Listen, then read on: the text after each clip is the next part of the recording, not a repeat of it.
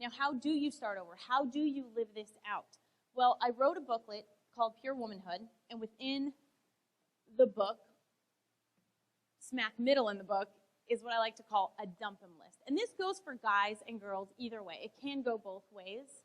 And if any of these apply to the person that you're dating, it just might be time to say bye-bye. First one, you have to tell them more than once to stop. You feel the need to fix them. They look at pornography. They hit you, push you, or do anything to frighten you. They get drunk and take drugs. They don't care if you lie to your family. They lead you away from God. They put you down and act like they're kidding. They cheat on you. They lie to you. They flirt with other people. They use guilt to get you to do what they want. They always resent the time you spend with your friends and family. They behave badly and then blame it on other people or things that happen to them. They're very controlling. They can't stand on their own 2 feet without you, and you can't stand on your own 2 feet and remain pure with them. These are not minor faults, but they are signs that can be disastrous to a future marriage.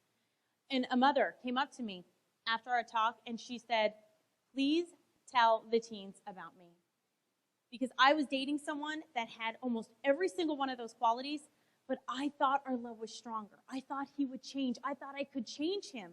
She goes, and now 10 years later, after we married, he's worse than all of those, and we're in the middle of a divorce, and we have 3 children.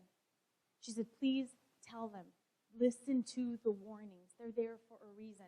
And if you have a hard time, and you know you're going to have a hard time getting away from that person, get what I like to call a breakup buddy. A breakup buddy is great.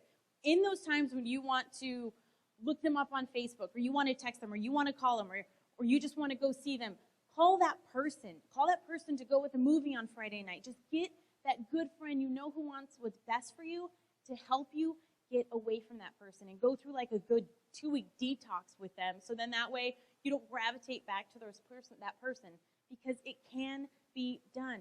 And you deserve so much more. Know that you are worth so much more than that. In high school, I wasted so much of my time in these soap opera relationships. Dead end, and I was miserable, used, and disgusted with myself by the end of it. And I knew I wasted my time. So don't do that to yourself, because you are better. And it doesn't matter who you are, where you've been, what you've done. All that matters right now is where you go from here.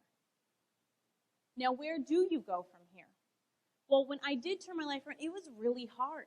Because on Sunday, you want to be that good church girl, and then on Friday night, you want to be this party girl. And in school, I was wearing all these different masks. I was happy one minute, and then the next minute, I'm finding out my boyfriend's cheating on me, and we're going through all this drama, and it was a mess. And one night, I was coming home from a party. I smelled like the party. I knew the things that were happening at the party. And I would always drive by this adoration chapel. And that one late night, for some reason, I turned in the parking lot. And I'm sitting in the parking lot, I'm freaking out, and I'm saying to myself, I need to go, I need to get in there. I need to just go and be in front of Jesus. And then on the other hand, I said, no, you can't go in there. He doesn't want you. He doesn't want to see you like this. And I looked like a crazy in the parking lot talking to myself. And then finally I got the gumption, and I went in the adoration chapel. I put my head down, completely ashamed. And I'm hoping the people that were there weren't smelling this party on me. And then finally, I got the courage to just look up at Jesus in the Eucharist. And I said, here I am, my God, in all of my filth. Please help me. And then I freaked out, and I ran out of there as fast as I could, saying, stupid, stupid, why did you go in there? What were you doing? But then now I look back on that moment in my life, and it was huge. Because I realized that God did not just want me when I was perfect. He wanted me in my ugliness. He wanted me in my mess. Because He is the only one who could truly get me out of it. I tried so many times to start over. Because I wasn't happy living that way. I wasn't happy being a hypocrite. And I just didn't know what to do. And every time I promised myself and I made the resolution, I'm never going to do that again. It's never going to happen. I would fall flat on my face. But The time I did it with Jesus, the time I asked him for the grace, the time I went to confession, the time I really stuck with what I knew was right, it was with God. And if you want to live this out, know it doesn't matter where you're at in your life, that he accepts you. Maybe right now you're struggling with cutting. Maybe you have an eating disorder, or you're looking at pornography. Maybe you have addiction, who knows what.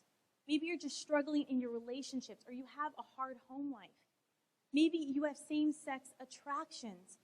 It doesn't matter what is going on in your lives in this moment right now. Jesus will accept you where you are at and help you to overcome anything. And it doesn't matter, but you just have to go to him. Now, when I was going through really a hard time in my life and trying to figure everything out, I would go to adoration a lot, and I was journaling, and I ended up writing this letter. And I realized, I felt like God was really talking to me in this letter because I had so much going on. But then once I kept reading it over and over, I realized this letter wasn't just for me. And I put it in this book that my husband and I wrote, How to Find Your Soulmate Without Losing Your Soul. And there's a couple things that were just really powerful that stuck out to me.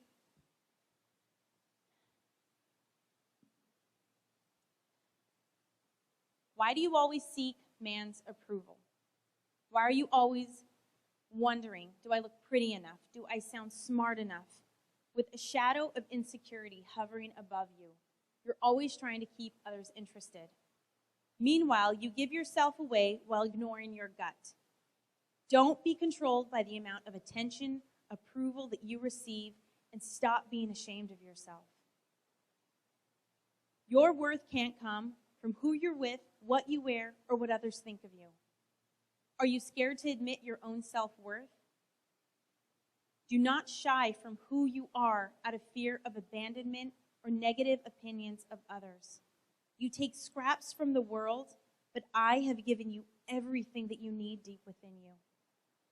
At times you allow your insecurities to overpower you and your thoughts run wild. But with Jesus' love, you can control any vice, wickedness, or evil weapon that comes against you. It is time to rise up unafraid of who you are and embrace it.